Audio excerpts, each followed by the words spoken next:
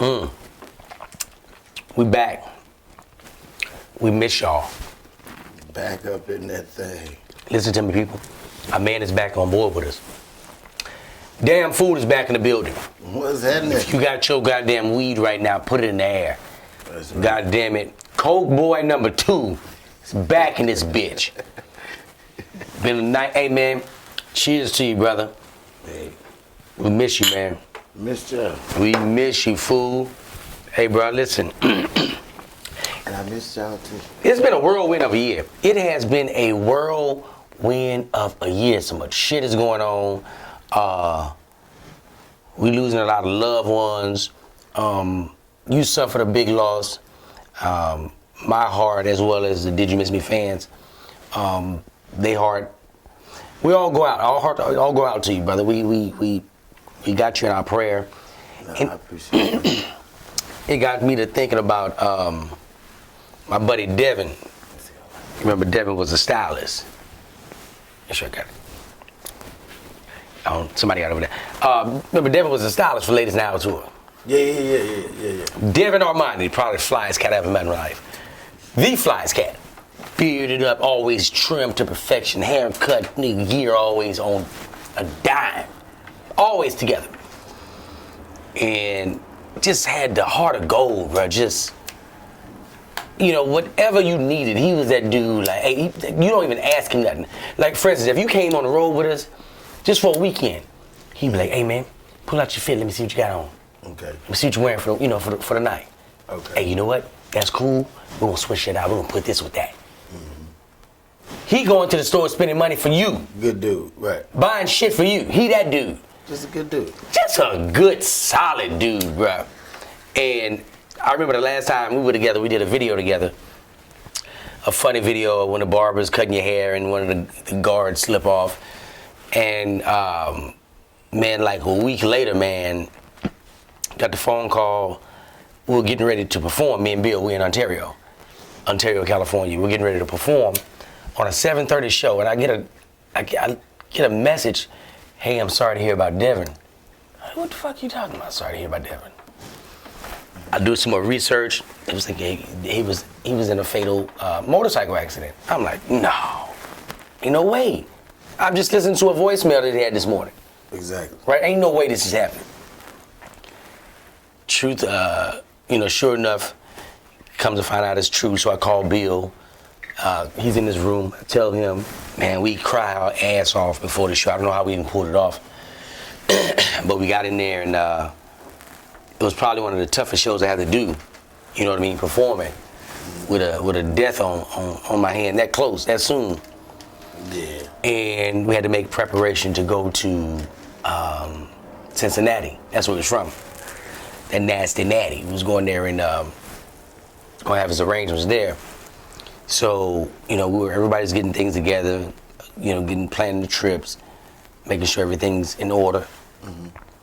We get there, we see his wife, Kim, everybody's consoling her, and it's people everywhere. All the comedians that he worked with, Gary Owens, me, Bill, Ali Sadiq, Jay Reed, a lot of the cats he had worked with, Tony Roberts. Mm-hmm. So we get to the church and they say, well, listen, we're gonna have the comedians go up and say a word or two. We're like, all right, cool. It's about 5 of us that's gonna be speaking. It's people everywhere. They got us sitting like in the choir stand up above the pulpit. So then they called Bill down first. Bill woke up, he was like, how y'all doing? I'm like, this nigga is opening up like he's about to do a set. How they doing? They grieving, nigga. Tell you exactly how they doing. I can tell you that right now. Our partner dead as fuck. They grieving. Everybody all right? No. All right. Hey, man, give yourself a round of applause. I'm like, wait, what the fuck is Billy doing?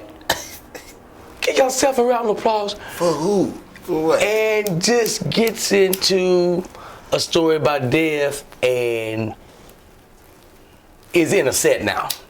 Okay. And he ripping. He's ripping. This nigga is ripping at Devon's funeral. He is tearing the roof off He Devon's. killing at Dev's funeral. And I'm tapping Ali. I was like, hey man, the nigga's doing a set. He's not giving some words. This nigga is doing a set. I don't know if he's working this shit out, if it's already been worked out. I don't know what the deal is. But the nigga doing a goddamn set. I look at my watch. Bill Bellamy is 15 minutes into his goddamn set, his funeral set, at my homeboy's funeral. Does a strong 20 to 25 minute set, strong.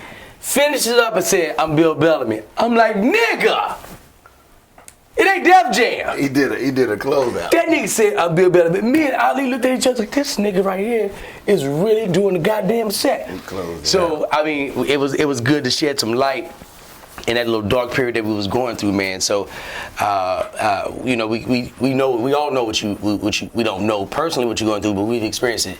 So we know what that feels like, man. And we just glad to have you back, bruh. I'm fucking glad to have you back. I'm glad to be back. I'm gonna be honest with you. I didn't think you was coming back. I said, damn fool is moving to Alaska or some goddamn way. But he getting the fuck away from people. I thought y'all lost me for a minute too. I said, I thought the world had lost me. It was like, hey, because listen, I don't know. Here's the deal, y'all. Fool was sending me like sporadic texts. Like, hey, big bro, you good? I'm like, yeah, what's up, Rob? You know, filming or with the boys or something. All right, hit me when you get a chance. Like, oh shit, hit me when you get a chance. Right. I'm gonna have to talk him off the ledge. What the fuck is hit me when you get a chance? Oh shit. Look at the next text. Hey man, I'm good. Everything's good with me. I'm just, just taking this thing. All right, cool. We good to go. Get another text the next day. Hey man, call me. Ooh shit. Now I don't know what his tone is. I'm just reading in which I think the tone is using. But when it's just two words. Hey man, call me. Oh shit. He about to die. He's about to die some kind of way, because he just said, call me. But man, like I said, bro, just glad to have you back, man. Yeah, man. It's a weird thing, man. You know what I'm saying? Like, first of all, I just want to say thank you to everybody for all your condolences. Everybody was very supportive, and I appreciate that. Did You Miss Me family? That is fucked up. I sat here and tried to re-roll it 3 times. It's fucked up. While you was talking about the story, and just couldn't get it right. It's just fucked up. It ain't hitting at all. Yep, no, not at all. But no, thank you to everybody. I really appreciate that. That's from the bottom of my heart. Everybody was very supportive. The whole Did You Miss Me family, Damn Fools, family, the just everybody, like all my fans and friends. It was just a good outpouring. Everybody showed a lot of support for me during, this time, and I appreciate that. Special shout out to Jador and Pint. They was ready to fly across the country to come to the funeral and everything. I was like, nah, that's not necessary, but I do appreciate it, you know what I'm saying? But it was weird, man. Like, growing up, like, without any family, I never really had to deal with any close loss. You know what I'm saying? I ain't never had to deal with, like, I knew niggas that died, but it was like, I knew the nigga, but I ain't know the nigga, Right. the nigga, you know what I'm saying? So You'd get over it in a little bit. Yeah, I'd be cool tomorrow, Right. You sad when anybody died, but if it's a nigga you don't know, you'll be all right Tuesday. You know what I mean? Like, but for this, it was like, because, quick backstory, I mean, a lot of the fans of the podcast don't know me like that, but like I didn't grow up with my mother, you know what I'm saying? Like, I was adopted when I was 3 months old. It's a long story about all that. We'll get into that another day. But I wound up growing up in, like, in the system, child services, group homes, shit like that, you know what I'm saying? You know what I'm talking about. We went through a lot of the same shit. But, so I didn't grow up with my mom. I met her when I was like 19. But even in meeting her at 19, it was like we was so much alike. You know what I'm saying? It was funny listening to everybody. It was your first time being face to face? At 19. At 19. Yeah, first time face to face. Had you talked to her before then? No conversation at all? I found out about it at 13. Okay. You know what I'm saying? Like, see, that's what I'm saying. This story is so long. We had to go back forever. But yeah, I found out about it at like 13. I met her when I was 19. You know what I'm saying? But even in growing up away from, not growing up with her, at the same time, it's like her spirit and her personality was so strong that it rubbed off on me miles away. You know what I'm saying? Like, I sat there and I listened to everybody talk about her at the funeral, and it was like everybody was talking about how she was that friend that you was gonna be her friend whether you wanted to or not. You know what I'm saying? Like, she wasn't gonna let you not be her friend. You know what I'm saying? If it was one thing you wasn't not gonna do, it was not be Pat's friend. So, you know what I'm saying? If that was what she wanted, you know what I'm saying? And like just how she was, even from the time I met her at 19, she's always been what I considered the glue to the family. I always envision my mom and I see, like, remember like the old school operator that be like plugging in things, like, you know, you need to talk to your brother. Did you call your sister? Call your daddy because he been looking for you. Your auntie ain't heard from you in a minute. Like, she keeps everybody connected. She's like, you know, like the central post or whatever, you know what I mean? Like, that's how I always look at her. And so that was one of my biggest fears when I found out she was, you know, about to leave us, is that all of that was who was going to do that now? Like, you know what I mean? But it's like I've always noticed that even myself, I'm that same way with my friends. I'm always the one like, hey man, did you talk to so and so? You know, we ain't call what's his name. Let's see what's up with dude. Let's call him, see if he man. You know, like I always trying to keep everybody together, keep traditions up. Let's, you know, once a year, let's get together and do this. Niggas be like, man, get your corny ass out of here. It's like, man, come on. So I always been that cat, you know what I'm saying? But that's where I get it from, you know what I'm saying? And like it was crazy, man. I got the call. I was with Bill in Atlanta. We was actually in what's that damn seafood place that nigga love to go to? And we always and we always go to Papa Do's. Papa Do's. Yeah, where he used to work at. So we in there, and I get the call, and it was just like, you know, at first it was kind of like it was a shock. You know what I'm saying? It's like it was weird because it was like I didn't feel any kind of way, so I was kind of like weirded out, like, is something wrong with me? Like, why I don't feel nothing? And then it's like I stopped feeling bad because I didn't feel nothing. It was weird. So it was just like, you know, I had to let it process. Then it was like, okay, she's sick. She's in the hospital. Then it was like I got another call. Maybe I'm trying to explain the situation. Like, if I'm gonna go Tuesday. You know, I might go Thursday. You know, I might go Thursday. You know, whatever. Like, cause at the time it was just, you know, your mom's sick. So then it was like, as I'm figuring it out, I get another call, like, from my sister, like, oh, mommy got 48 hours. Whoa. That was drastic. That was like, you know what I'm saying? Like, what the fuck? So now it went from, when am I leaving, to, no, I'm leaving now. You know what I'm saying? So it was like I had to get up out of here. So I get up out of here and get to the crib. And it's like I get there like right in time, and it was like, you know, I don't know.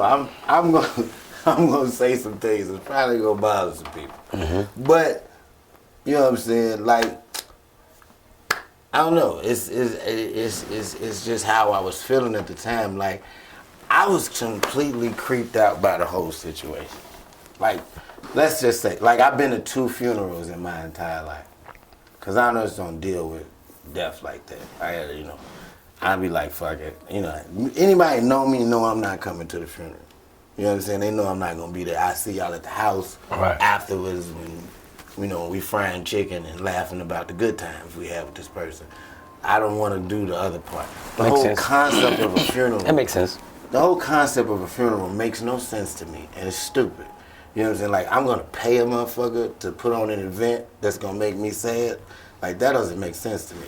Like, really? You know what I'm saying? Then the walking around, the view the body shit, like, none of that makes sense to me. It's like, this is somebody I'm never gonna see again. You want this to be the last way I see him? Right. And then you wanna make me walk around again and do it again? Like, fuck out of here. This is, the whole concept of a funeral just don't make sense to me. So I just never got it. So I get to the hospital, and it's like, you know, I walk in, it's all fucked up because I see my mom laying there. The machine got her breathing. I know that's pretty much all that's going on. You can tell by looking at it, you know what I'm saying? So I'm like, ah. So I walk in, and it's like, everybody's just standing around kind of just like, staring at the bed. You know what I'm saying? So I walk in, and then we all like, you know, hug everybody, and then, you know, everybody grab hands, and we just standing there around the bed, and it's like, that's it. We just standing there. And the baby crying, you know what I'm saying? Which I don't know why the fuck she's even here. This makes no sense to me. And then everybody like, well, why she won't stop crying? Well, because she's in the hospital, and her grandma laying right there and won't move. Like, it's kind of weird for her. I mean, y'all got Harry Potter on the TV, but I'm sure she ain't paying no fucking attention. No. You know what I'm saying? So it's just, that's going on. Then, you know, everybody's standing there, and then they're like, you know, and I'm like, so we just gonna stay here and wait for it to happen? Right. Like, is this how this works? Like, and I'm serious. Like, I'm not joking. Like, I just don't know. I'm like, is that how you do it? Because that don't make sense to me. Like, I don't want to just stand here and watch. You know what I'm saying? Like, we just was standing there holding hands, looking at the bed. And so I was like, well, let's kind of like talk to, you know, like, Reminiscing. yeah, like, I know, because I felt like if it was me and I was laying there, what I would rather hear in the background is my family having a good time and laughing and remembering when we used to have fun. Right. You know what I'm saying? Like, not sitting here, like, you know, it was crazy. So I was like, I was just like, man, I don't know. I just can't do this. Now, how many brothers and sisters? It's 5 of them aside from me. Okay. So, you know, now, I'm sure it's gonna be a lot of questions. Well, if you didn't grow up with them, well, where was everybody at? You know what I'm saying? Right. Like, these are questions I can answer later on Patreon or something. But my brothers and sisters all grew up in a different place. I grew up somewhere else. So, but it's 6 of us all together. You know what I'm saying? So we all and we all there, and my father's there. Me and my younger sister had the same father. The 4 older ones have a different father. So our father is there. Their father is already deceased. So we just stand around. I'm like, man, this ain't right. Let's talk. So we kind of change the mood. We get it switched up. We get to laughing and talking, and you know, remember this time when mommy did this and mommy did that, because it's like my mama is probably like, she's one of the most possessive, overbearing, insensitive. Shit, like, but loving and like, it's like she's all those things, but she's one of the greatest people you'll ever meet. You know what I'm saying? But it's her way or no way.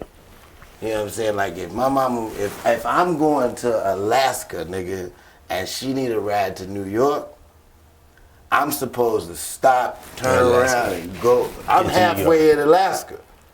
Nah, I don't give a fuck. Turn around, come back, get your mama, and drive me to New York. Then you can always go back to Alaska. That's her thing, yeah. That's my mom. Right. You know what I'm saying? 3 in the morning. Baby, what you doing? In the bed. What do you think I'm doing? Well, listen, I need you to come take me to the grocery store. Now? Where's one open at 3? First of all. Second of all, what? You know what I'm saying? Like, me and my mom had a very strange relationship. Like, that was our way of, like, she really know goddamn well I wasn't finna get up and go nowhere. But this is her way of calling me and talking to me. But would she be serious? Yo, no, she's serious. Oh, she's serious though. But she know I'm not finna do it. It's Right. just, you know, I'ma still try. And this is my way of fucking with him, and we gonna have some dialogue, and it's gonna be, that's our thing. Right. Mommy, you know goddamn well I'm not getting them to come over there. Baby, you get on my nerves. You don't never want to do nothing. You always want something weird at 4 in the morning. You know what I'm saying? Like, my mama called me one night at like 2:30 in the morning. I answered the phone like, Mommy, what's up? Everything okay? Yeah, everything fine. Kinda. I'm just trying to decide whether or not I'm gonna let your daddy come over here or not. Oh shit. I said 323-385-9734. She was getting somebody over there too. She was getting somebody over there That's too. exactly what the hell my daddy. she was doing. So I'm like, Mama, you just called me at 2 in the morning to tell me that you got a booty call on the way. If I want to let your daddy come. I said, so where he at? Oh, he on the 79th Street bus headed over here. Oh, he already in route. Yeah, right. What you mean you trying to decide? The decision's been made. He decided. He on his way already. Like, this is the kind of stuff we talk about. Right. You know, my mama would do some shit like call you 8 o'clock on a Sunday morning and want to tell you how you was conceived. You're like, hey, man, I don't want to hear this. This ain't a conversation for my... Call my auntie and talk about this shit to her. Yeah. But, you know, so that's her. But it's so... She's also very... she's very vain. You know, I know. I guess that's where I get that from. Like, my mama was... Like, she was laying in the hospital bed talking about, y'all need to comb my hair before anybody come in here and see me. Like, the people from the church coming by. Right. I don't want them to see me like this. Hey, you about to get up out of here in 48 hours. I think you need to stop worrying about what your hair look like and just chill out. She's like, no, fuck that. Fix me. Knock this out. So we like, all right. You know, but that's my mama. And, all of that is, like, I love all of that about her, you know what I'm saying? Like, and so, we sitting there talking and laughing, and then my auntie gets there. And this is like one of those old, you know. Is your mama older sister? This is my mom's best friend. Mm-hmm. So my family has a habit of making somebody auntie and uncle. Mm-hmm. You grow your whole life up thinking that this one for your auntie, then you get grown to find out this really your mama's friend's sister. Goddamn right. But you been calling her Auntie Cheryl since you was 2. So, yeah, it's plenty of them. Black Gal had a friend named Marshall Lynn. Marshall Lynn was cross-eyed. Sound like a football player. Yeah, Marshall Lynn was a light-skinned crackhead, and it was Black Gal's best friend. And Marshall Lynn, she used to tell me, that's your nanny, that's your auntie, that's your auntie. And I didn't know no better. I'm 8. Nanny Marshall Lynn. My grandmother overheard me one day calling Marshall Lynn auntie, and she had been drinking that bumpy face gin. She wasn't going. And she was already turned. She wasn't trying to hear that. Act. She said, boy, what the fuck you say? I said, I was talking to Auntie Marshall Lynn. That ain't your motherfucking auntie. That bitch smoke crack. I know, but your daughter. As I drink this bumpy face. But I'm like, your daughter smoking with her like they're best friends. That's what they do. Yeah, they like to adopt us. Yeah. Yeah, black people are adopters. Mm-hmm. So we, you know, but, you know, we all got the mood kind of up. And she's what I like to call a Bible thumper. Oh, yeah. So she comes in. She starts at the gate. She starts at the door with the down south wailing, oh, Jesus. Fire and brimstone. Oh, Lord, let your will be done. I was like, oh, here we go. Y'all in church yet? Y'all in church? No, nigga, we're at the hospital. We're at the hospital standing around the bed. She trying to sing her to death. Oh, she comes in. Nigga, my mama is now at 36 hours to go. She has not been conscious since I've been in the room. When my auntie started that shit, I saw my mama go, I swear to God, I am not lying. I just got to Hey, Rob. Hey, bro, your mama said. She responded to nothing all night. She got that off. When that shit came, she was like, I was like, yeah, me too, nigga. Shit. This bitch. I mean, and everybody starts bawling again. Oh, it's bad. And it's like, it's the most contradicting prayer ever. Cause she comes in the door with the, Lord, let your will be done. Your heart is in your hands, whatever you want to do, Lord. Then 10 minutes later, Lord, we want you to heal her. But you just told him. You just told him he can do whatever he wanted to do. Whatever he wanted to now do. Now you're giving him instructions. Now you gonna tell him how to work it out. Like, make your mind up, auntie. Right. So I'm through. I can't take no more. I need to leave, okay? I'm not the most religious person in the world anyway. and this is just too much. It's like it's too slavish. Right. It's slavish. just out of control for me. Like, It's slavish. I'm just waiting for the red of the van to walk in. Like, oh, where's everybody? Oh Lord! It's just so like, Right. So I was like, all right, I gotta go. So I go out in the hallway and I'm chilling. Now they all, be thinking I'm an atheist anyway. So then when I get, Kevin don't like to be around. I was like, I ain't got no problem with the church. I just ain't got time for the theatrics. Right. Like all of the extra praying. And Right. Like, she on the floor and, you done just lied to God. I don't even want to be in Knock the it room off. with you. You just pretty much lied to the man. Told him to do what he wanted to. Then was like, wait, don't put it on there like that. Like Put it that. on there like this. So I was just couldn't. It was just too much. So then when dealing with this, I'm like, okay. So I leave, and I'm on my way back to the hotel. That's when I get the call. As I'm on my way home to the hotel, I get the call like, okay, she's gone, and I'm like, fuck. Now it hits me because now it's all setting in because like, okay, this is real. It's like, it was the whole, she gonna be all right, she gonna get up. We making jokes like, hey, mommy's stubborn as hell. If mommy ain't ready to go, she ain't going. We don't care if Jesus say so.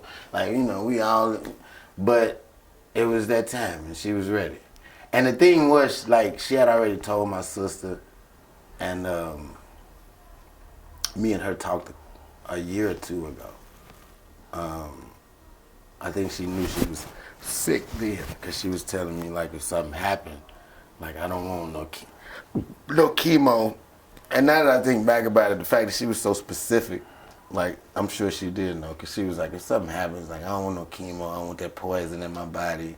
Then she repeated the same thing to my sister a couple of days before she left up out of here. So I know she already knew. And the fact that she went out, that she was so gangster about it, like this is how I want to go. You know what I'm saying? I don't want to do this, I don't want to do that, I want to go out this way. It's like you couldn't help but respect that. You know what I'm saying? So I actually had a relief more so coming back to the hospital with her being gone than when she was on the machine. Like when I walked in the room and seen her and she was just gone, I was able to deal with that better than I was dealing with watching the machine. Because you helpless. You can't do anything like, for her her. mouth wide open. She looks like in pain, you know what I'm saying? But now it's like, it's peaceful. You know what I'm saying? Now it's like, let's go forward. And that's when shit fucking started crumbling like a goddamn cookie. Because for some reason, when black people, when we lose somebody, we lose our goddamn mind. Oh, it went nuts. Now, I'm still processing everything. I'm dealing with certain things because it's like, I'm going to be completely honest here, like 100% transparency. I was dealing with like several different emotions. Now, this is a woman that gave me up for adoption when I was 3 months old.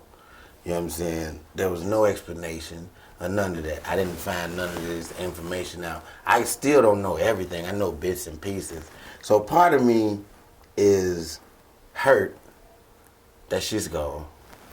Part of me is upset because there's questions that are not going to be answered. Another part of me feels like this motherfucker left me again. So there's anger. Part of me is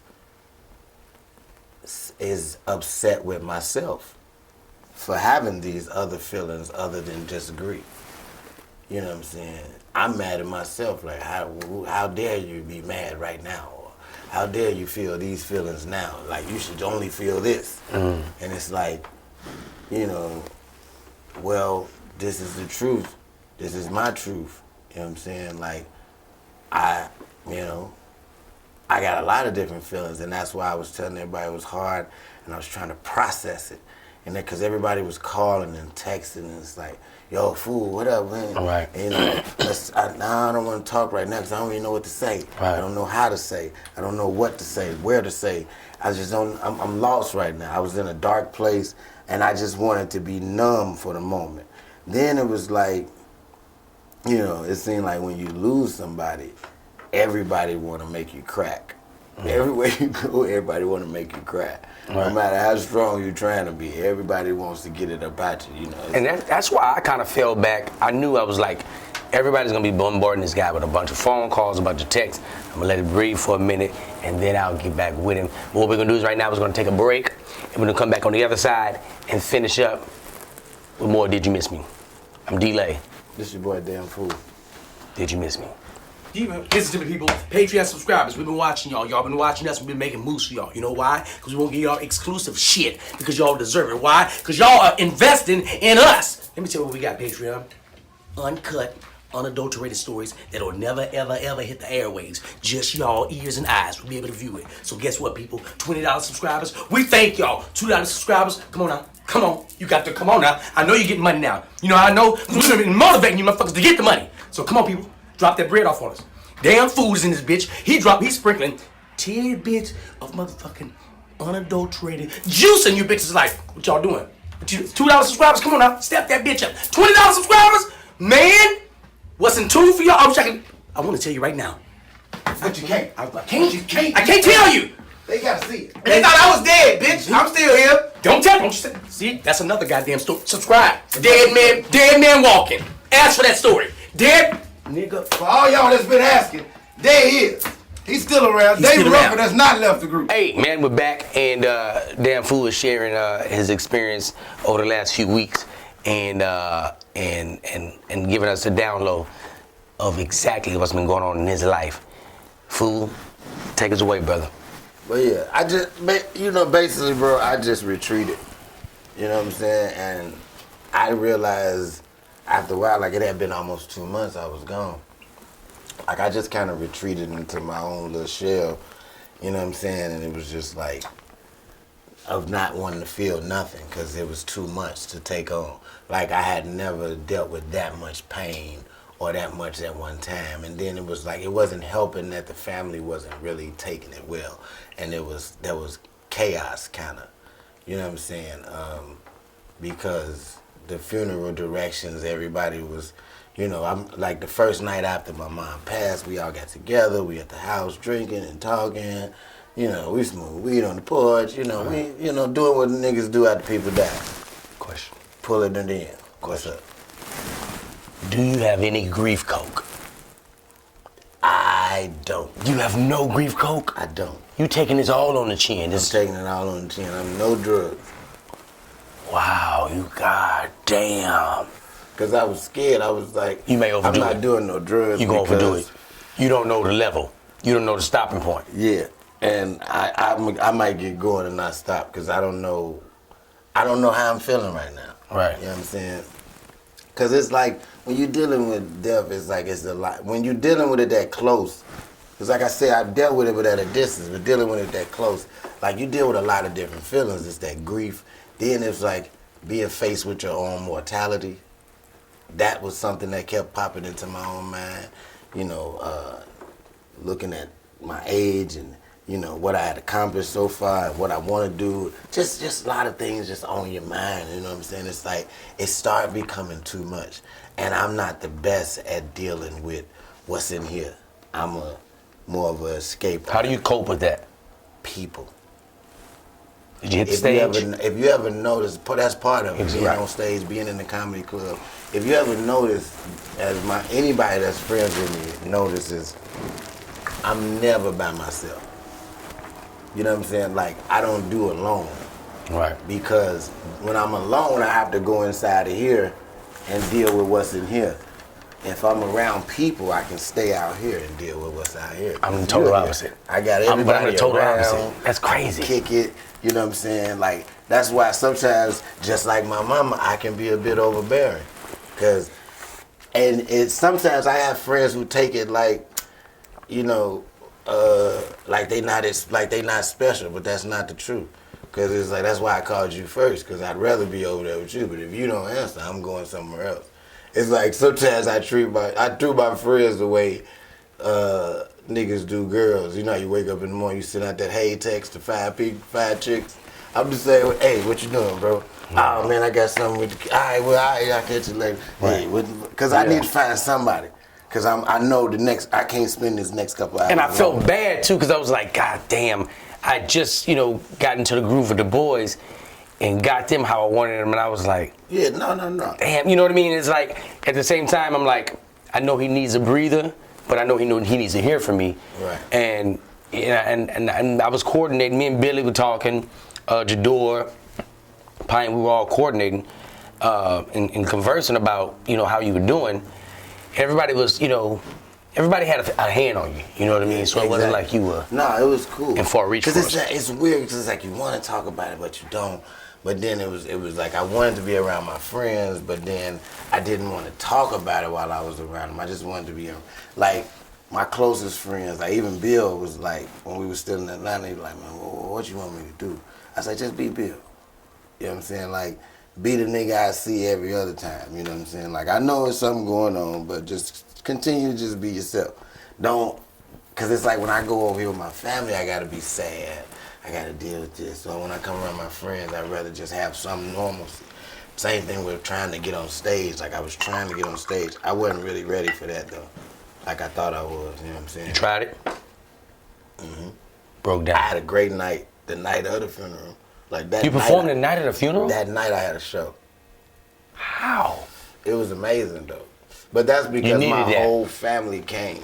Oh, the family needed that. It was this was the first time that everybody was there. Like I've always, had my little issues about them not being at the shows or them not being as supportive as I might like. But that night everybody was there, and I showed out. Like I on purpose, you know what I'm saying? One, because I know had my mama been there, she would have been there. And to see them all there, she would have been like, baby, go in their mouth. Because they think you're playing. Like, you know what I'm saying? Because I feel like a lot of times they think I'm just doing this shit for fun. It's like, nah, man, I do this here. And if you come and check it out, you'll see why. I'm the real deal. You know what I'm saying? But that night was great because everybody came. But, after that, it was hard. It was like I couldn't get back up there. Because then it went from I'm doing this show from my mama to if my mama was here, she'd be right there. And I can't do it. Nigga, I did a show in Cleveland. I had 3 nights. The first night, I didn't even make it to the show. I just hid in my room. They came knocking on the door. I hid in the room. I got in the closet just in case they came inside. Like, it was bad. Because, I was just terrified. You wasn't going out. I wasn't getting on that stage that night. The next night, I went up, but it wasn't that great. You know what I'm saying? The last night just was me up there talking. I didn't really get into any jokes. You know what I'm saying? And that's what I was worried about, me just getting up there and breaking down and getting too serious or something like that. So that's what so after that, that's when I really retreated. It was like, oh, I'm gone. I'm going to my little corner. I don't want to talk to nobody. I don't want to see nobody. I'm not booking no shows. I'm just chilling. I was just drinking myself to sleep every night. What you drinking? I'm drinking Jameson all day. Jameson all day. You wake up at what time? I'm waking up drinking it. What time you get up? When my body get up. Whenever. Because I'm up all night, you know what I'm saying? I got my son there with me, so I'm trying to regulate the hours. So I'm like, he's my drug. So that's why I ain't needing no drugs, because he's there. He's right there. So it's like he makes me the happiest in the world out of everything that I deal with. So when he's around, I'm good. But then it's like, I'm not sleeping. So when he go to sleep, I'm up looking at the ceiling. Plus, we staying in my mama's house. Because I ain't got no crib in Chicago no more because I sold the house. So I'm out here. And the white girl still didn't give you the money. We'll talk about that later. You owe him. So... You owe my goddamn friend. You think we forgot about you? We forgot about that goddamn money. We want that money. So, we staying there at the house. So nights for me are terrible. You know what I'm saying? Like, my son, he really don't know my mama like that. So he's only fucked up because he see me fucked up. So, once he go to sleep, which he has no problem doing, I'm up all night creeping through the house. You know what I'm saying? I'm raccooning it. I'm all in the refrigerator, just trying to find something to do to distract myself. Yeah. Till finally, I just started hitting the streets. You know what I'm saying? At night, and I'm just going out walking, drinking. You know what I'm saying? Walking. Come back, sit on the porch and drink. You know what I'm saying? Because I just don't want to be in the house. You know what I'm saying? Like, it just was weird for me. Go through that shit for a couple weeks. You know what I'm saying? It just was a lot of up and down and up and down. You know, the first night after she passed, and that night, my sister and my brother get into a altercation at the house. It kind of threw me off because I couldn't believe it. Like, to see them going at it the way they were. Then it kind of made me help me realize that there's something been going on between them for years that I don't know about. You know what I'm saying? Found out some things about myself as far as like feelings that I had or issues that I thought were resolved that weren't. New issues that I didn't even realize were there. You know what I'm saying? Like, I'm very protective of my baby sister. You know what I'm saying? But more so in a way like she's just my sister. You know what I'm saying? And that's one thing about our family is we don't do the whole stepbrother, stepsister shit. Everybody's if one. you my brother, you my brother. But like, I feel I found out that when it comes to her, even the way I speak, when I talk to my other brothers and sisters, I'm like, well, I'm finna go with my sister. Like, she's their sister too. You know what I'm saying? And it's like, I never really noticed I was like that, but I am. Because that's the only thing I got that's like one, that's all the way around, besides Samaj, you know what I'm saying? It's just like, we got the same mama and daddy. We, like, if you see my sister, she look like me with a fucking wig on, you know what I'm saying? Like, it's the same person, you know, like, that's my baby sister, so that's how I am about it. So I was more so defensive of her and not seeing the whole picture in the argument. So I was ready to jump down my brother's throat and fight everybody in the house, because it's like, you know, y'all fucking with my little sister. Right. Then I realized, you know, well, baby girl, you know, on being the nigga on the outside looking in, you could have did this or that to handle this better. Now, my sister, on the other hand, she's used to me always being on her side. So for me to not be 100% on her side this one time, in her mind was complete betrayal. And like, the whole argument flipped. And it was like, whoa, wait, why you trying to kill me? Like, Right. Like, she was on my ass. And it's like, I see where I stand. I was like, wait, no, it ain't like that. You know, so it got, you know, it's like emotions are flying. Y'all, all this is going down at your mama's house. Yeah, emotions are flying. Now my brother, he mad. Oh man, she talking to me. Now my brother, he's one of those people who believes in order and hierarchy. He kind of has this, I'm the big brother, y'all supposed to listen to me type thing. And it's like, well, nigga, we all grown. Like, you are our big brother. Everybody's an adult. We kind of grown, big bro. Like, yeah.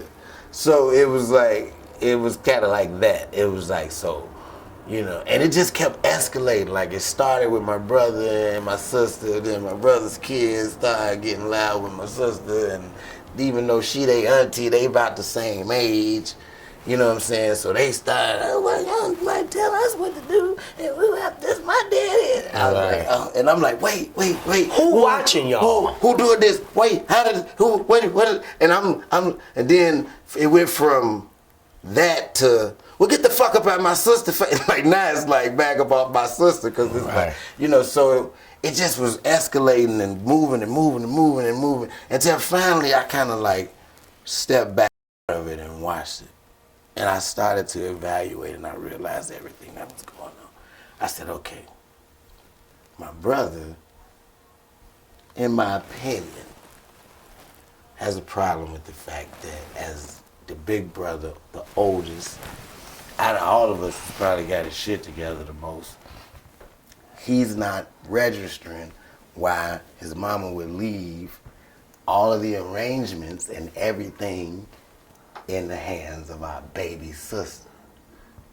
Why am I not in charge? That's all I hear when I hear him talking.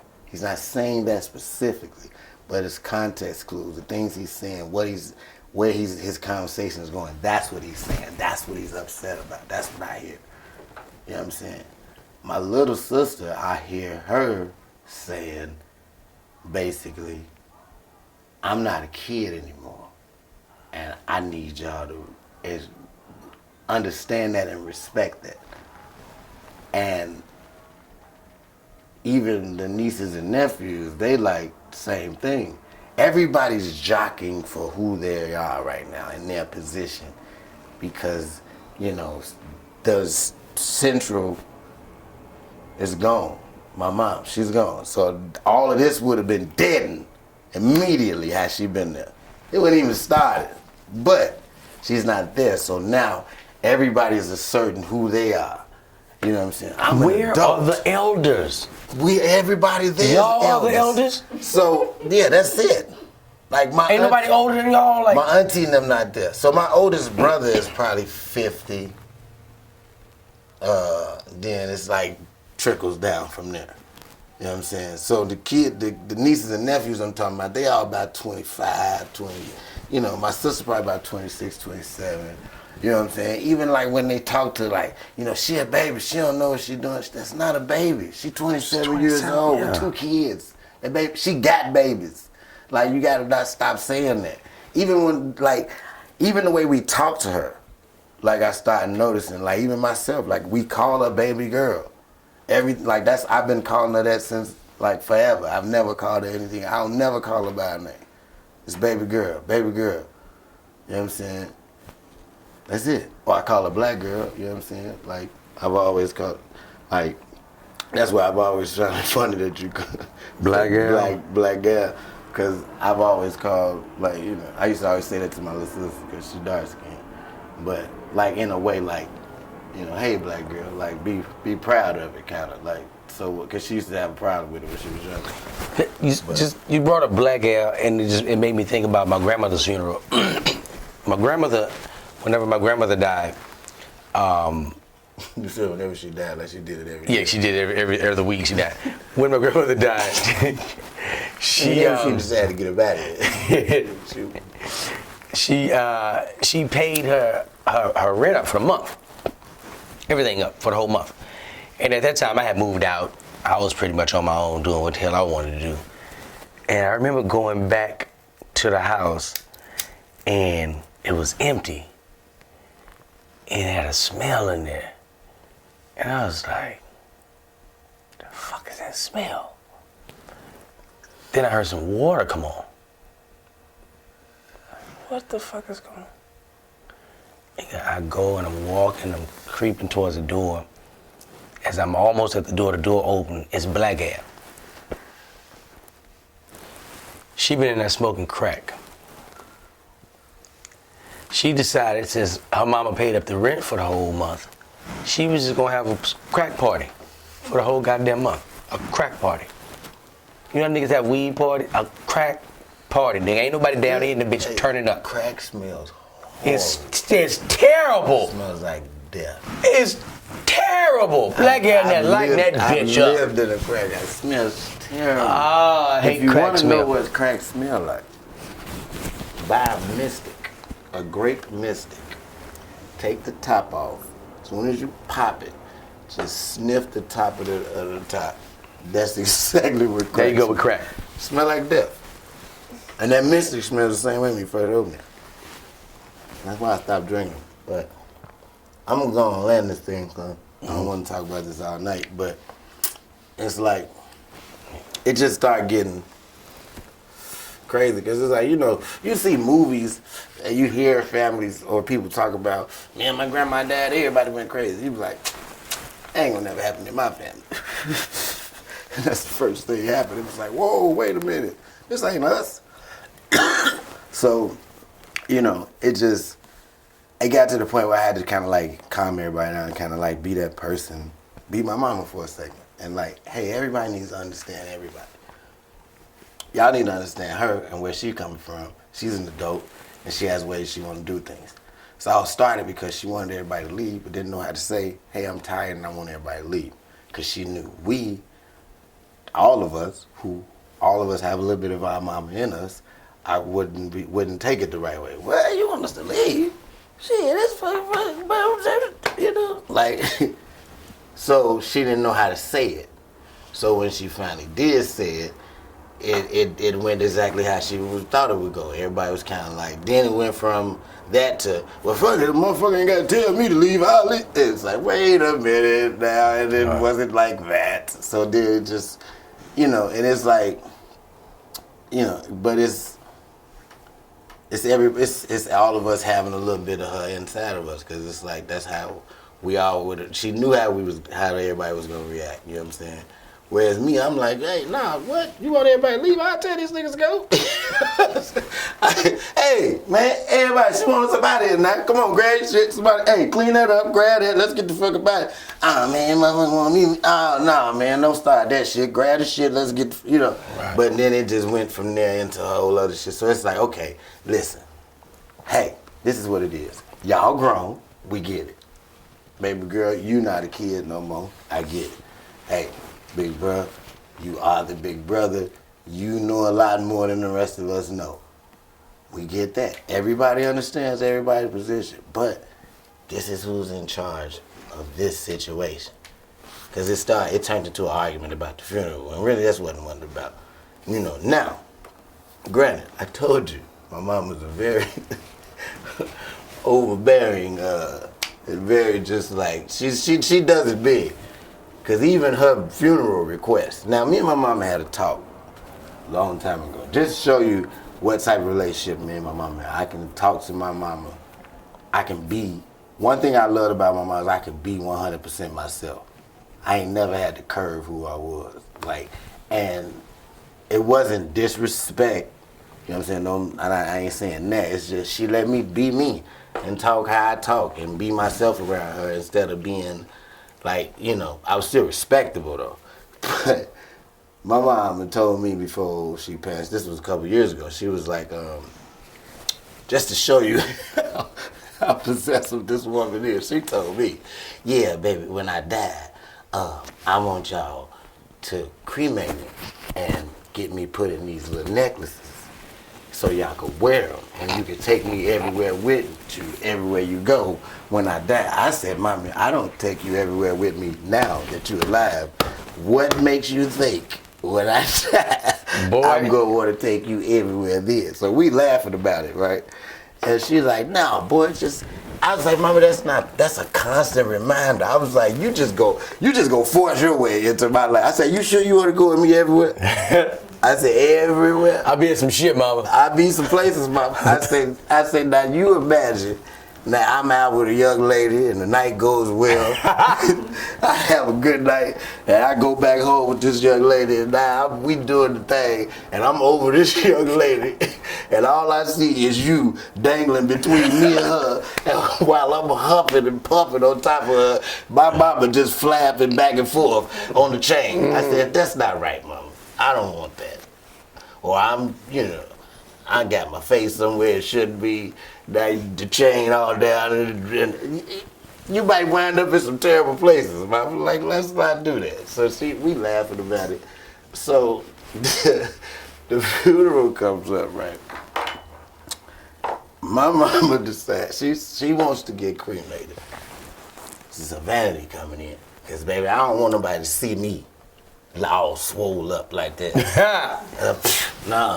Your mama be fly. I ain't going for that. Cremate me, you know what I'm saying, and put up my good picture. You know that picture where I got with my shoulder out like that? Right. That's the one I want. I want the one with the shoulder out. So she got it all planned out. She knows what she wants, right? So she wants, Patricia Hancock decides that she wants to be cremated. But not only that, she still wants to have a traditional funeral. So she still wants a casket and a service. So she said, get the casket for the people that's used to traditional funerals. I don't want them to not get. She not gonna be in it though. I don't want them to get what they not. Get your thing. I want them to get what they used to. Get your category of funeral. Exactly. I'm like, look, even in death, she looking out for other motherfuckers. Right. You know what I'm saying? And that's who she is. She just won't. She's selfish and selfless at the same time. It's the craziest shit ever. Because it's like everything that she's asking of you is something that she'll do for you. That's what's crazy. It's like she'll go that far. Like she would be halfway to Alaska, turn around, come back. That's to why she Chicago, asked you. and drive me to New York and then go to Alaska. And I'd be like, Mama, why the fuck did you just do all that? You know what I'm saying? Like, you know what I mean? And it's like, cuz, baby, that's what family do. And it's like, no, that's too much. You know what I'm saying? But that's her. So she was like, I want to have a regular funeral for them. But then I want to be cremated. I want y'all to have necklaces. And I want, you know, the little urn and all that stuff. So it's, okay, so you just going to force your way into going everywhere I go. I got to put a necklace on. All right, that's cool. I get the necklace. Then you want the funeral plus the funeral on top of the funeral. Okay, let's go. Okay, we got this. You want the double funeral. My brother. Your mama want a double funeral. Brother, yeah, she want 2 funerals. She want a double funeral. This how Pat going out. She want 2 of them. Right. You know what I'm saying? So my brother is like, well, he don't want to do the cremation. It's like, what? It's not your body. You got to do it, bro. It's just what he has a vision of how his mama funeral. He's already painted his picture in his head. Oh, he knows how he wants to honor his mama. And it's like, well, she already kind of had an idea of what she wanted to do, so how selfish are you? Like, nigga, that you just gonna be like, fuck what she said, we gonna do this. I want doves with the angels, put her in the clouds. Like, I was like, nigga, no, she don't want all that. This is what she wants. So, here's where the problem comes in. We get into a big argument because the funeral service is Sunday. We cremated on Wednesday. My brother out Thursday and flips a bitch. He never knew. No, he knew. We had already discussed what was gonna happen. The thing is, my mama said that we were to all discuss it, but the final decision was to be made by my little sister. Mm-hmm. I'm probably not gonna be allowed at Thanksgiving dinner next year after this episode. But, you know, they like, so she makes the final decision. She makes the decision, she say, yo, I'm going to get the cremation done. I need you to come with me. I can't do this by myself.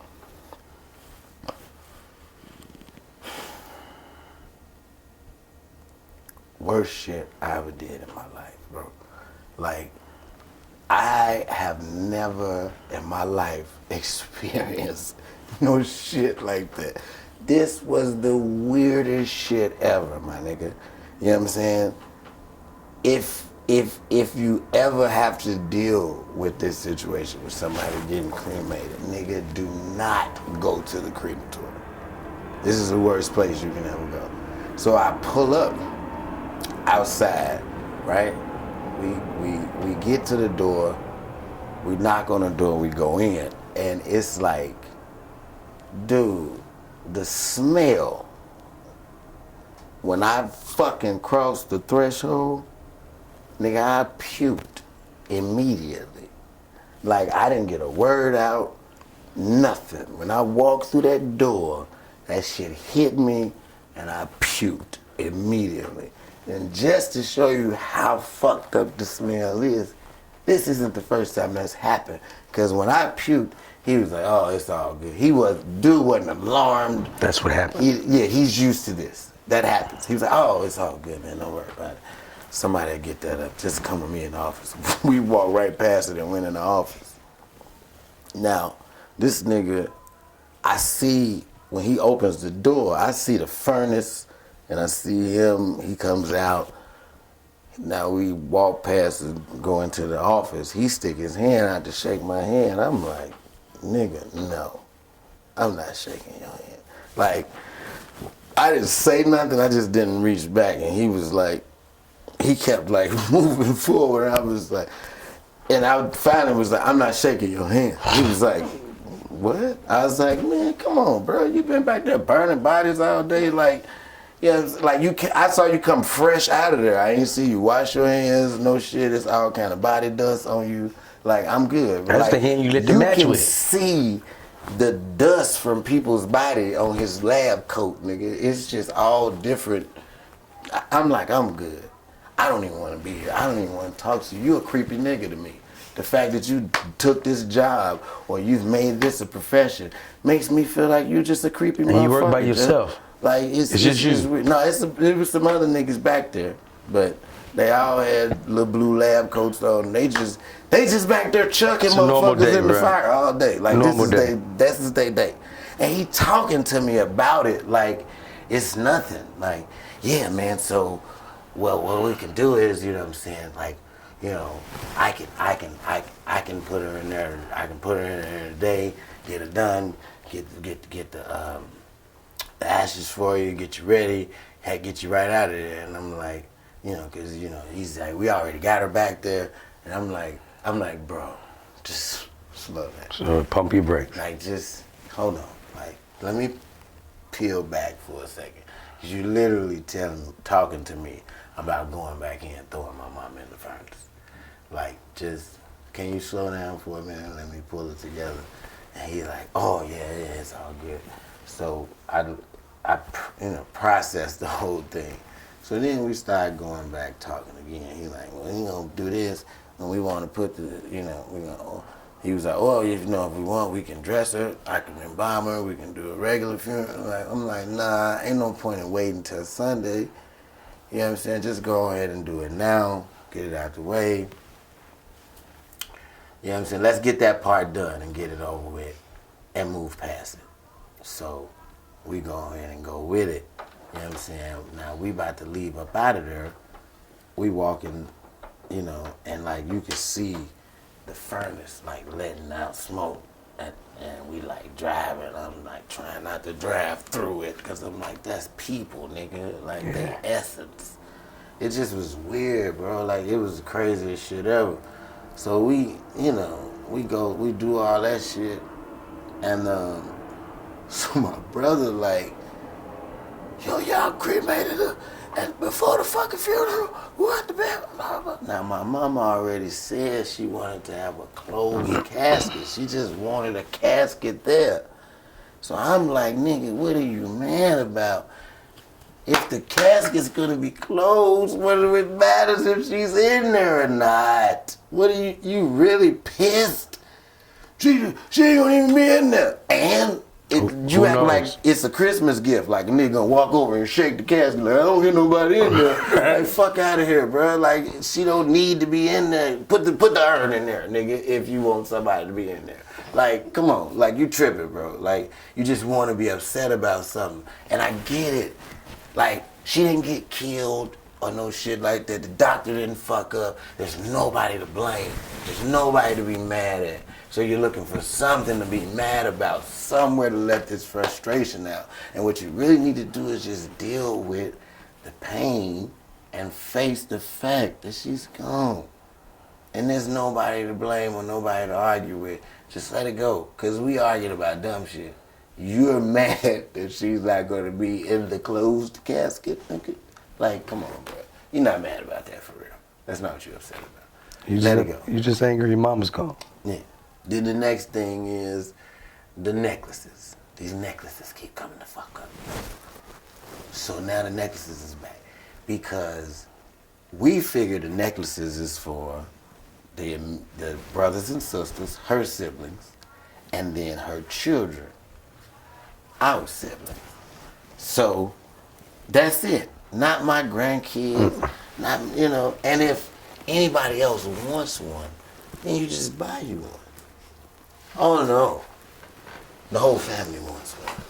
They want stick. When my sister give me the list of how many of these motherfuckers we gotta buy, $35 a piece now. When she gives me the list of how many of them we gotta buy, it is 67 names on the list. I said, come on, baby girl. There's no way in hell. You tripping. 67. I'm like, nigga, mommy was 5'2". It ain't that much It's body not dust enough. to go in all of it. Like, that's not enough dust to go. That's not enough dust to go around. We lacking dust. Come on, bro. Like, really? Like, once we get past Like, when you look at an obituary, they say certain people's names. Right. Then it says a host of nieces. If you in the host, You don't get your one. name not there for a reason.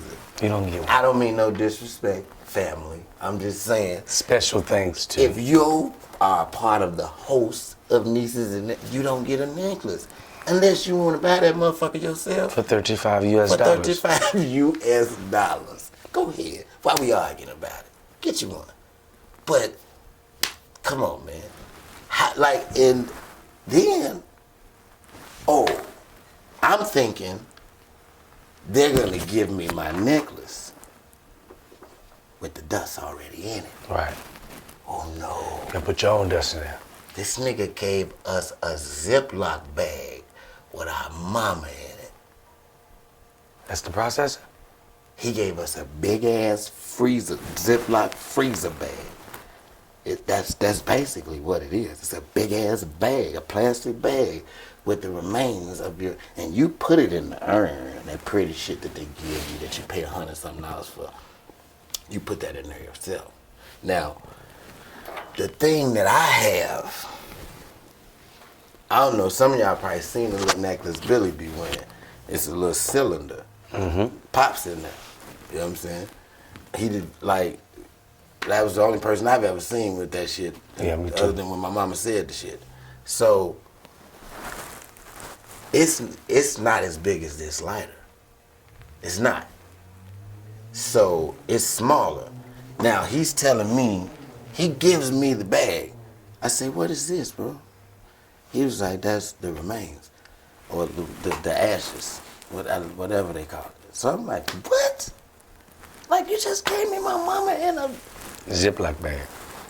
like you, and so not only do I have to do everybody has to do their own necklace. So you want me to ride around with my mama in the car like a quarter-pound reefer and distribute her Like a to the quarter kilo family. dope. Yeah, you want me to go distribute a little bit of her to everybody in the family so they can put a little dust in their necklace. Man, what the fuck? Y'all don't do this shit for us. First of all, now, my sister, I think, was a little upset with me because I said, bro, I'm not putting my hand in there. And she was like, what do you mean? I said, I'm not putting my hand in my mama's body dust, nigga. Like, you have to literally dip into the shit. I was like, I guess they love wanna my show mama you. to death, but that's a bit much. That's like, what? I guess they want you to know that that is actually her, so you do it yourself. Man, fuck that. I trust you. You know, and I love my mama, but that's just too much. That's a bit much, bro. Like, cause what about the little bit that's left? Do I wash that off? Like, how do you handle the dust that's left on your head? And I'm not even trying to be funny. This is just this is my way. You want it all. When shit is awkward, I laugh about it. You can't blow the rest off. You got. You can't. I still hurt. I just gotta let it sit there until it like go away. I can't wash it. It ain't gonna I can't go away. Blow it. You know, like it's anyway. So that was that whole thing. Like with the necklaces. The necklaces was just kept being a thing. And so, it just, you know, it was what it was, man. It just started getting, all of that was like, just a lot to deal with. Then it went from that to dealing with how everybody else was dealing with it. Then from that to dealing with, it came time to deal with it by myself. You had to face it. And that's when shit got real. And that's when I found myself like alone and fucking confused. And like I knew no other way. That's why I texted you that one night. I was like, I'm not handling this shit well. Cause it's like I had got to a point where it was just like I was just drinking and you know, my son was gone. So now the drugs had come into play. Now you got the grief coat. Now I got the grief coat. Right. And it's time to like retreat. You know what I'm saying? I just didn't want to be bothered. I didn't want to talk to nobody. I wasn't answering the phone because it was like I didn't know what to say. And then, you know, niggas asking the wrong questions. So what happened? Nigga, you want me to walk you through it? You want to play-by-play? Nigga, Right. fuck, I look like Marv Albert. Fuck out of here. Like, niggas is as you know, everybody trying to break you everywhere you go, so I stopped going out. It's like, because when you lose somebody, people get this thing to where they want to make you cry. They like I don't know if it's on purpose or if they just feel like that's what's supposed to happen. Right. This nigga holding it in. Let me help him release it. Right. It's like, nah, nigga, fuck out of here. Then, you know, that's when niggas start giving you the 20-minute hugs, the shake hug, where they shake you a little bit and shit. Hey man, it's alright, bro. You can let it go, bro. You can let it go, it's alright. No, it's not alright, nigga. We out in KFC's bathroom. Right. I'm not finna let it go in here. Fuck you. I don't even know if this is sanitary. You know what I'm saying? Like, everybody just wanted to get it about you. And so it's like, it got to a point where like, no, nigga, we're not doing that. So I just stayed in the house, and it's like, I didn't want to come out. Then, you know, it's like dealing with that shit, and it's like, it started getting, you know, more and more intense, because it's like, you want to talk, but then you don't want to talk. So then it's like, well, what do I do? I'm a numb it. I'm going to go get drunk. And then now it's like, well, I don't want to get drunk in public because I might do something stupid. Then it's like, now you're just sitting in the house. And once you become a closet drunk sitting in the house, that's when shit get real retarded. Right. So it just was like, I got to a point where, you know what I'm saying, I realized that I had to stop it. Because like I was in my dark place, and I was saying to myself, once everything go back to normal, I'm gonna be good. This gonna pass, this time gonna pass, this moment gonna pass, and it's gonna go back to normal. It wasn't until I realized that it wasn't gonna go back to normal that I was able to pull myself out of it. Otherwise, I would have stayed in that same place, simply because I would have kept waiting for everything to go back to normal. And that's not what it does. That it doesn't, because she's not coming back. That's right. Normal. Mm-hmm. There's no going back to normal. So I had to learn to live in my new normal. And that was what saved me and what made me go, hey, fool, get up, man. Like, you tripping. I wasn't doing comedy. I had completely disappeared off social media. You know what I'm saying? I already don't do a lot of shit on there anyway. I was completely gone. I wasn't talking to nobody on the phone. I wasn't booking no dates. I wasn't doing no shows. I wasn't talking to people personally. Like, I wasn't going out. It just was like, I'm a hide until things get back to normal. And then when things get back to normal, I'm going to come back out. And then I'm going to be ready. And everybody going to be, and it's like, nigga, that's not happening. That's not going to happen. What you have to do is face this new normal and deal with this new reality that is yours. And it's like, that was it. And once I realized that, you know what I'm saying, and after a couple of suicide attempts, you know, but we'll talk about that on another episode. You know, I realized, you know, you ever had one of them moments where you're like, somebody finna die tonight. Either I'm gonna leave here, or an what's the word, incarnation, or a me is gonna die, if not me. A piece of me, a part of me. Saying? There's gonna be a new me born. And I think I had one of those moments where it's like, reincarnation. yeah, I'm see what happens. And if I live through that, then that means the old me is dead, and it's time for me to move forward fresh and new. And I'm still here, so what I came to the conclusion is that old me is gone. And there's a new me that's about to hit these streets. I think, the me I should have been, and the me, like, I understand things a lot differently now. I think this whole thing was an eye-opening experience for me in a way that nothing else could have been. You know what I'm saying? It's like my mama helped me out even on her way out. Even leaving me, there was a lesson that she taught me. You know what I'm saying? So it's crazy. It you know, I get kind of deep with it, but I like that. Go into all that. But it's like, it definitely was a lesson learned, and something that I needed, which is nuts. You know what I'm saying? To say that, like, even in the end, like, she was doing something for us where we felt like her leaving us was a issue. It was like, it's really helping to shape all of us because because, you know, I just talked about the little incidents we had, but it's like after going through all that and pulling through after the service and all that, it's like everything we tighter than we ever been. You know what I'm saying? And it's like, I don't see it being one of those things where it's just like, you know how the funeral's still fresh, so everybody keeping in touch. Like, nah, this shit was an eye-opening experience and a coming together that we all needed. And it's almost as if she saw this as a way to solve a lot of problems and bring us all together. And like, so it was like her in the end, like I said, being as selfless as possible. It's like,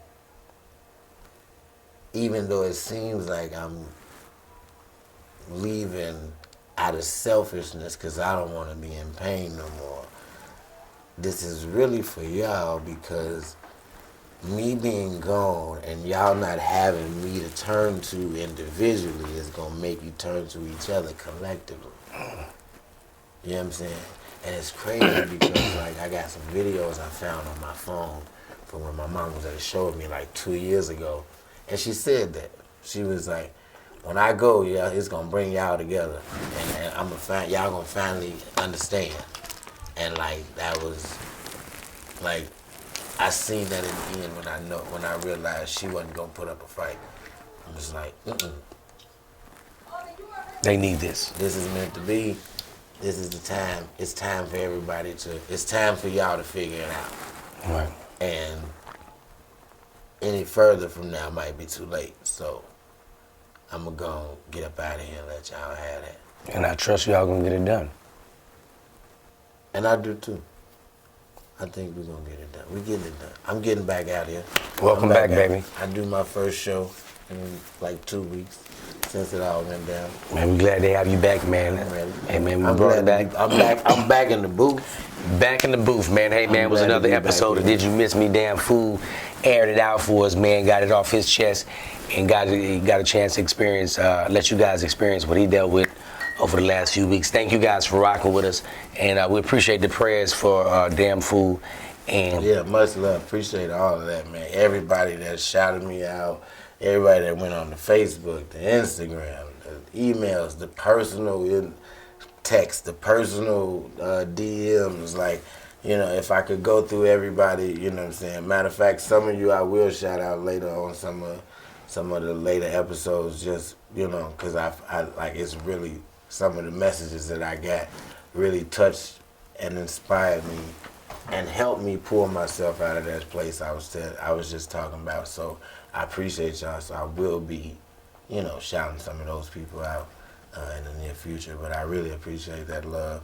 And of course, you know, my family. Y'all niggas, like, you know, my brothers, for real. This experience also taught me a lot about loyalty and people who fuck with you. You know what I'm saying? A lot of people that I thought fucked with me didn't fuck with me like I thought, you know what I'm saying? And it was even the funeral itself, like just being there by myself in a sense. Because, you know, I was with my brothers and sisters and they there with their wives and spouses. Right. And it was just like being there by myself. And for some of the reasons why that I was, it was just like, really, come on, man. Like, it just was like, okay, I see who rock with me and who don't. You know what I'm saying? And shit like that. So it just, this whole experience, like, it just was a lot. And it was a learning experience. It was weird, you know what I'm saying? Like, that you would learn something from this type of situation, but it was crazy, you know what I'm saying? And, you know, I don't think I've cried as much in my lifetime or felt as much grief or as much pain. And it's like, that was so weird to me because I'm just always been such a, like, you know, nothing phases me type person. Not even that, more so just strong, you know what I'm saying?